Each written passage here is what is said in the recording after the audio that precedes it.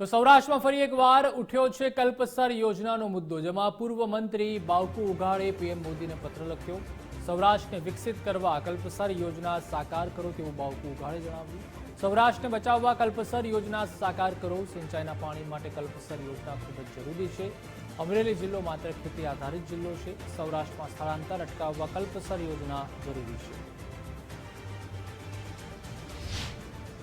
સમગ્ર વિશ્વનું મોટું તળાવ બને એવી આ યોજના છે અને આપણા સૌરાષ્ટ્ર અને ઉત્તર દક્ષિણ મધ્ય ગુજરાતનો એક ટૂંકો રસ્તો થાય અને સાથે સાથે સૌરાષ્ટ્રની અંદર જે માઇગ્રેશન એટલે કે સ્થળાંતર થઈ રહ્યું છે એ અટકી જાય અને આ રાજ્ય ખૂબ સારી રીતે સમૃદ્ધ બને। એટલે મેં દેશના વડાપ્રધાન, મુખ્યમંત્રી અને સિંચાઈ મંત્રીને રજૂઆત કરેલી છે કે અંદાજે 1.5 થી 2 લાખ કરોડ રૂપિયાની આ યોજના કલ્પસર યોજના સૌરાષ્ટ્રના ખેડૂતો માટે તાત્કાલિક મંજૂર કરવામાં આવે એવી મેં બંને સરકારોને રજૂઆત કરેલી છે।